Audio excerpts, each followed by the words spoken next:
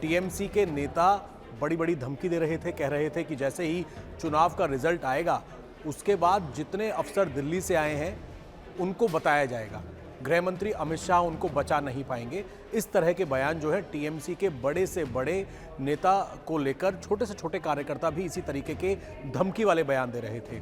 लेकिन जैसे ही बीजेपी की सरकार बनी, वेस्ट बंगाल में शुवेंदु अधिकारी ने शपथ ली, उसके बाद से चुन चुनकर जितने भी इस तरीके के बयान दिए जा रहे थे, धमकी दी जा रही थी, कटमनी चल रही थी, गुंडागर्दी चल रही थी और जो घोटाले हो रहे थे उन सब पर नकेल कसी जा रही है। और इस वक्त जो आप तस्वीरें देख रहे हैं, शिक्षक भर्ती घोटाला, एक बड़ा घोटाला वेस्ट बंगाल का था जिसमें शिक्षकों को भर्ती के दौरान बहुत बड़े लेवल पर घोटाला हुआ था, जिसमें कई गिरफ्तारियां हुई थीं। और इसी मामले के अंदर ये आप देखिए, ममता बनर्जी के भतीजे अभिषेक बनर्जी जो हैं, उन्हें शिक्षक भर्ती घोटाले में पूछताछ के लिए मनी लॉन्ड्रिंग का इनके ऊपर आरोप लगा है। ईडी पूछताछ कर रही है, ईडी ने समन दिया था।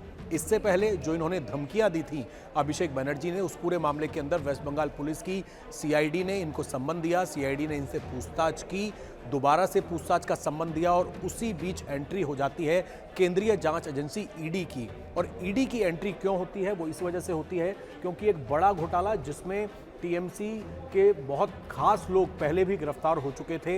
ये एफआईआर जो है, सीबीआई ने एफआईआर दर्ज की थी और जब सीबीआई की एफआईआर की इन्वेस्टिगेशन की गई तो उसमें मनी लॉन्ड्रिंग की बातें सामने आई। पता लगा कि अभिषेक बनर्जी की एक कंपनी थी जिससे बड़े लेवल पर लेन देन हुआ था शिक्षक भर्ती घोटाले के अंदर।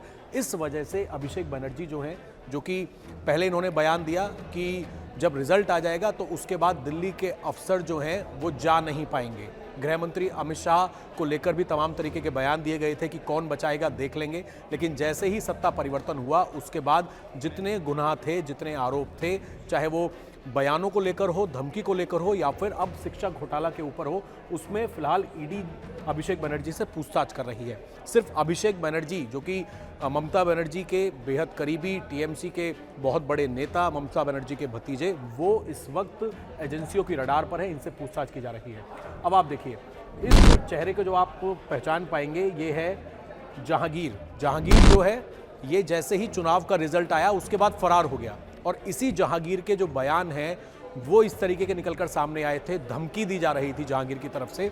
और आपने एक वीडियो देखा होगा जो कि बहुत चर्चा में रहा कि यूपी कैडर के एक ऑफिसर जो है अजय पाल शर्मा, जो कि वहां पर गए थे, चुनाव आयोग ने वहां पर उनको भेजा था कि पूरी तरीके से देखरेख करें डीआईजी के तौर पर, उन तक को इसने धमकी दे दी थी। और इसी के घर पर जो जहांगीर है, इसके घर के आसपास ये अफसर पहुंचे थे अजय पाल शर्मा और कहा था, इनके जो साथ के लोग थे उन्हें कहा था कि समझा लें जहांगीर को, जो वो धमका रहा है, गुंडागर्दी कर रहा है, उसको घसीट कर लेकर जाएंगे।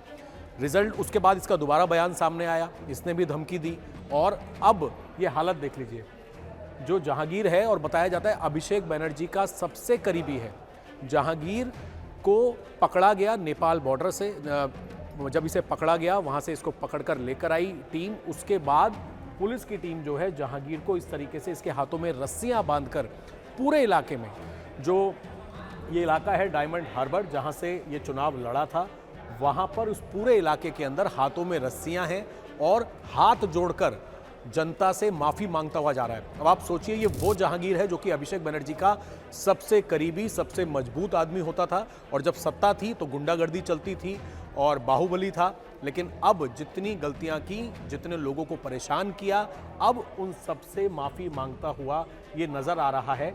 और जिस तरीके से कुख्यात आरोपी होते हैं, जैसे उनकी परेड निकाली जाती है, इसी तरीके से जो जहांगीर है अभिषेक बनर्जी का करीबी, रस्सी बांधकर उसकी परेड जो है वो वेस्ट बंगाल पुलिस ने निकाली। अब सोचिए इससे जनता पर कितना असर पड़ता है कि अगर आपके पास सत्ता है, आप गुंडागर्दी दिखा रहे हैं, कुछ भी कर रहे हैं, क्योंकि आपको पता है कि आपका ना तो पुलिस कुछ करेगी क्योंकि आप अभिषेक बनर्जी के करीबी हैं, और अब जब चुनाव ये हार गया, इसे पकड़ा गया, तो जितने गुनाह थे, जितनी धमकियां थी, वो सारी जो हेकड़ी थी वो अब जहांगीर की निकल गई है।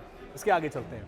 अब आप ये देखिए, जहांगीर ने माफी मांगी, चुनावी धमकी, जब इसने चुनाव के दौरान धमकी दी थी कि देख लेंगे, जितने अफसर आए हुए हैं दिल्ली से उनको जाने नहीं देंगे, उसके बाद हाथ में रस्सी और उसके बाद हाथ जोड़कर माफी मांगता हुआ ये जहांगीर नजर आया हुआ है, जिसकी तूती बोलती थी गुंडागर्दी में, कटमनी से लेकर तमाम तरीके के आरोप इसके ऊपर लगते थे। अब आप देखिए, फालता के कटमनी केस, टीएमसी के जो नेता हैं जो कटमनी लेते हैं